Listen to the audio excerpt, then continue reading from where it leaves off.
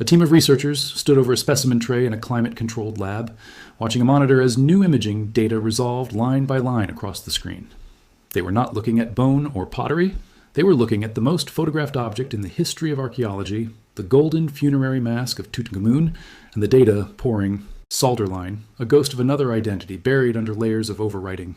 For a moment, nobody in that room said anything, because if what the scans were showing was real, then the single most iconic image of ancient Egypt, the face that has represented an entire civilization to billions of people who never set foot in Cairo, was never built to represent the person everyone assumed it did.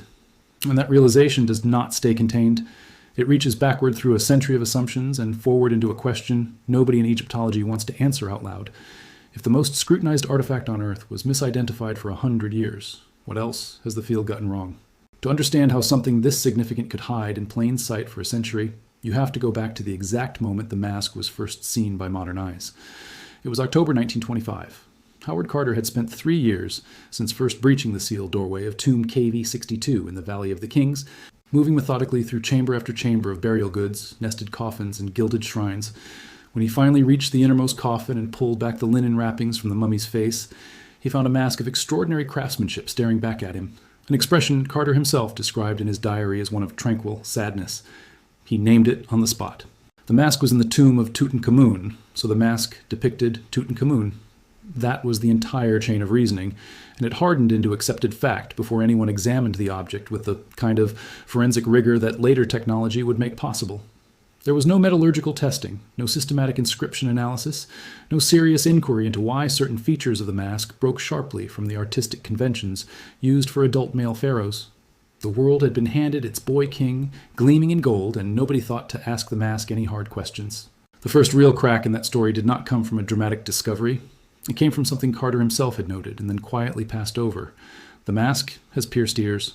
Forensic tools, they confirmed what a survey of Egyptian royal art already made clear. Across thousands of surviving statues, reliefs, and painted tomb walls spanning the entire pharaonic period, there is not a single unambiguous depiction of an adult male king wearing earrings.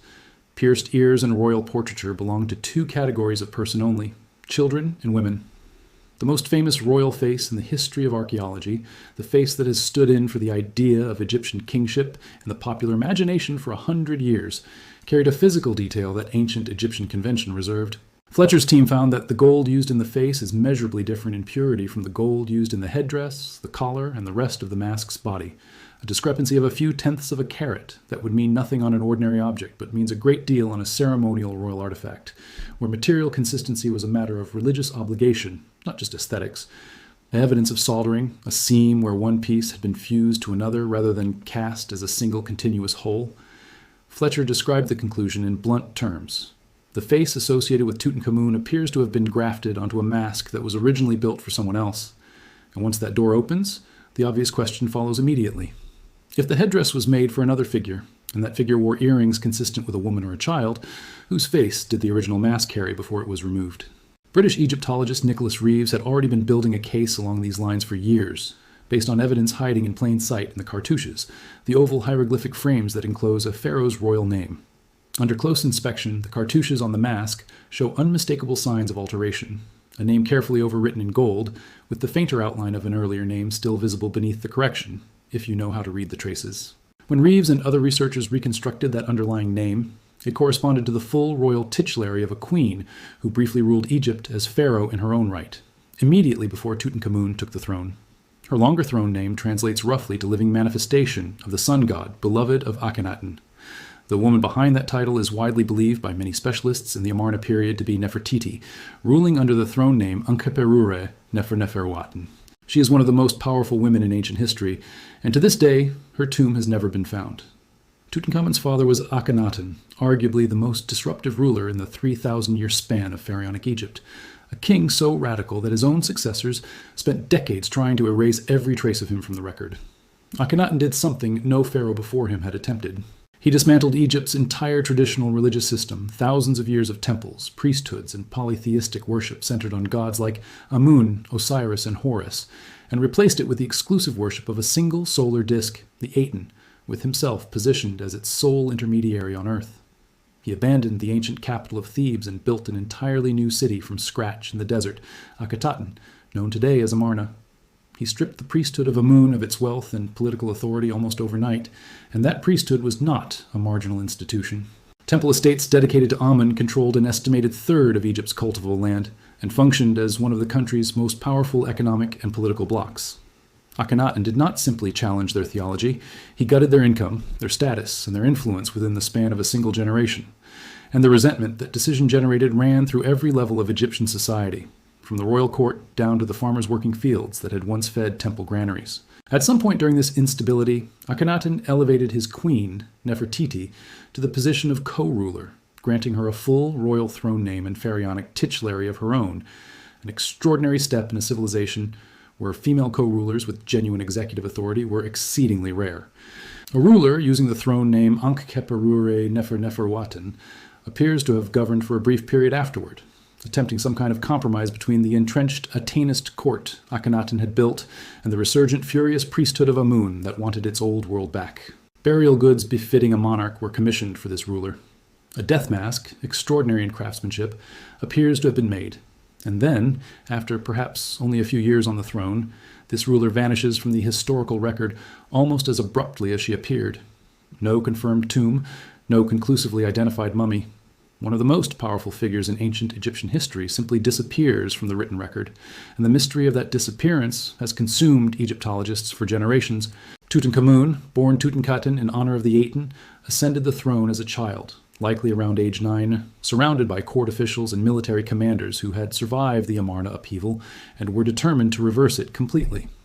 When Tutankhamun died at roughly 18 or 19 years old, likely from a combination of malaria, a severely fractured leg, and the cumulative effects of inherited genetic disorders, his own tomb was not ready to receive him. Excavators found more than 100 walking sticks placed among his burial goods, not as ceremonial symbols of royal authority, but as blunt acknowledgement of a physically frail young man who genuinely needed them. This was not the burial of a triumphant, celebrated ruler.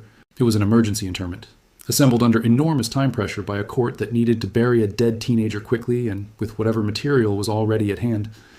That is precisely the context in which the repurposed mask makes sense, and it is not an isolated theory resting on a single piece of evidence. It is the convergence of several independent lines of investigation pointing toward the same conclusion. There is the cartouche evidence documented by Reeves, showing an earlier royal name deliberately overwritten. And there is a parallel discovery from a coffin found in a separate tomb designated KV55, widely believed to be connected to the same turbulent transition period where researchers with the American Research Center in Egypt documented inscriptions that had been deliberately altered from feminine to masculine grammatical forms, with faint traces of the original feminine endings still detectable beneath the correction. Scholars examining Tutankhamun's broader burial assemblage have identified numerous other objects in his tomb, bearing similar signs of repurposing, originally commissioned either for Neferneferuaten or for a shadowy, short-lived ruler known as Smenkhar, who also occupied the throne briefly during the chaos following Akhenaten's death. The pattern is consistent across gold, wood, stone, and inscription, and once you notice it, it becomes difficult to interpret it as coincidence. The real question researchers are now asking is not whether the mask was repurposed. It is whose portrait the ancient goldsmiths physically removed in order to solder Tutankhamun's likeness in its place, and where that original face went afterward. Her tomb, if she ever received a completed one, hidden so effectively that a century of modern archaeological technology, ground-penetrating radar, infrared thermography, and seismic surveying has failed to conclusively locate it.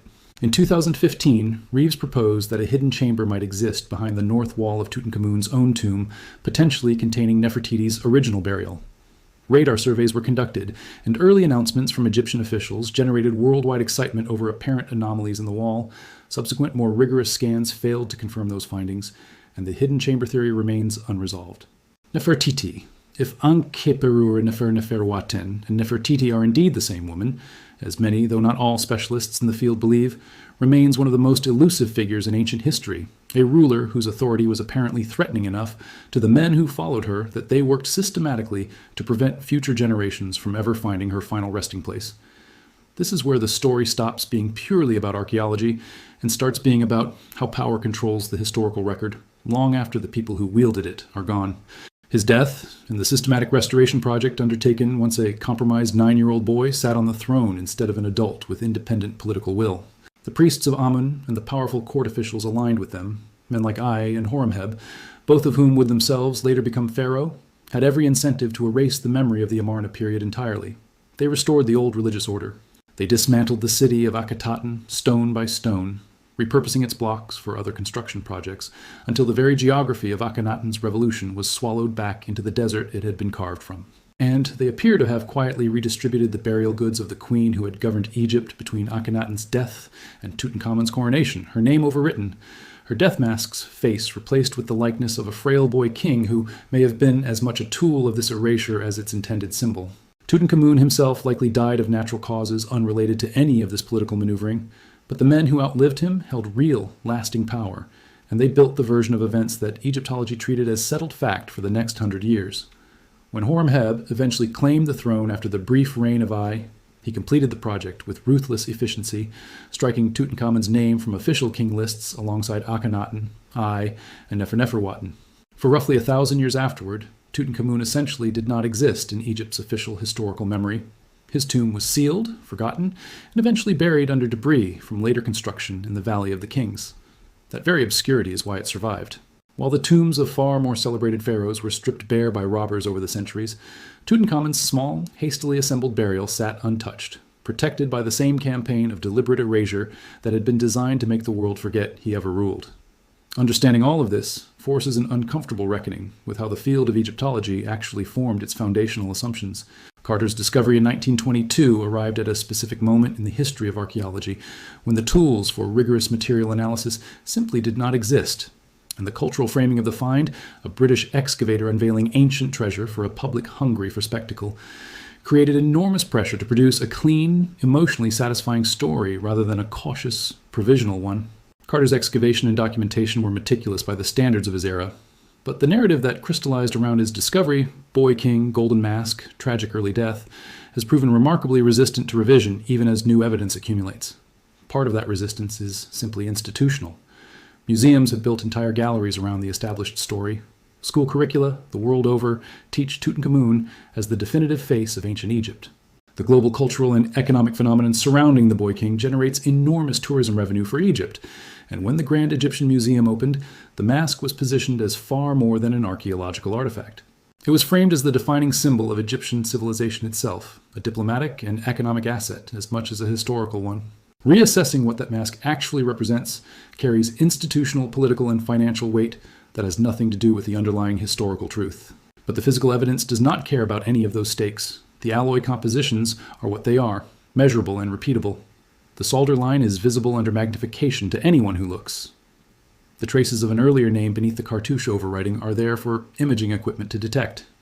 The pierced ears are not open to interpretation. And the broader pattern of repurposed Amarna period burial goods, documented now not just in the mask, but across multiple objects inside KV-62, is the product of a decade of accumulating methodical evidence rather than speculation. What remains uncertain is whether the institutional machinery of Egyptology will find a way to formally incorporate this evidence into a revised understanding of the tomb, or whether the established narrative will continue to be presented as settled while the underlying scientific picture keeps quietly shifting beneath it. Archaeology has precedent for both outcomes. There have been cases where inconvenient evidence sat sidelined for decades before finally being absorbed into mainstream scholarship. In cases where institutional and economic investment in a particular version of history delayed an honest reckoning for far longer than the evidence alone would justify.